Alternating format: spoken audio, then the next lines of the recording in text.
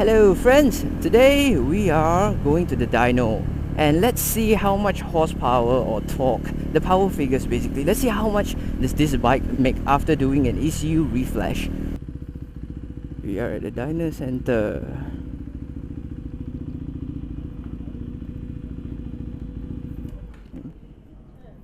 Okay, starting now.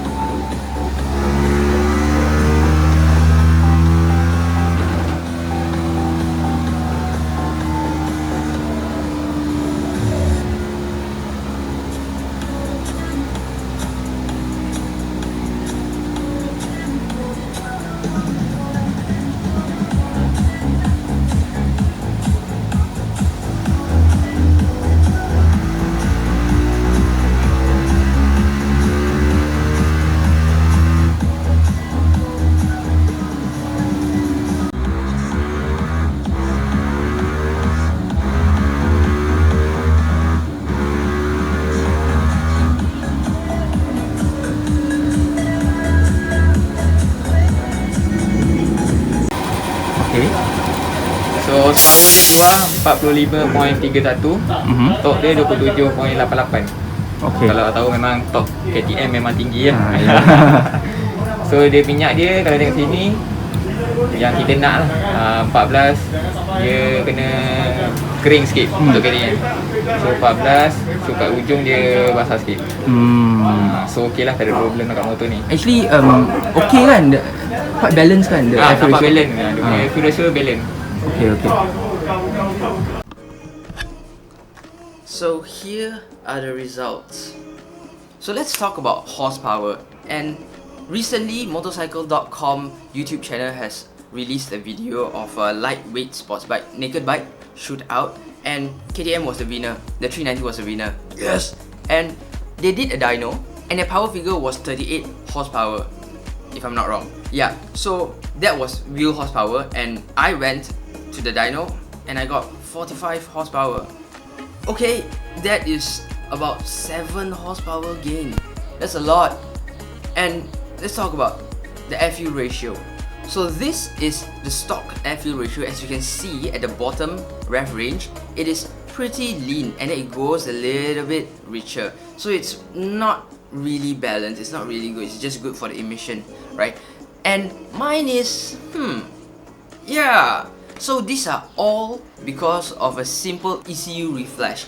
I am so happy that I did an ECU reflash because it only cost me 100 plus ringgit, and this is such a big difference that it made. 7 horsepower difference.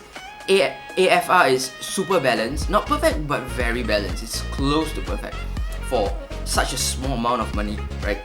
And this is really good news for me. I'm so happy, and I really did not regret that I go for dyno and check out what's the health status of my bike. So I don't really care about how much horsepower it have gained, because it's 390, right? How fast are you gonna go? But what I care the most is the air fuel ratio. Mainly because it's super jerky, down low at the bottom range RPM for about like when it was like 2 to 4,000 RPM. It's super jerky, slow speed, not really fun to ride.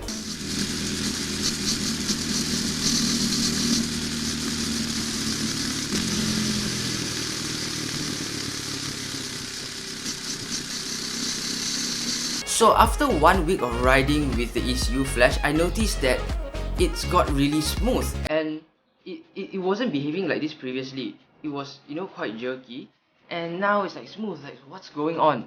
Is it because of the ECU reflash, or am I having a placebo effect? So I decided to go for a dyno and check out the status, and to my surprise, yeah, I mean, this was the result. It's not a placebo effect, it's the air fuel ratio itself.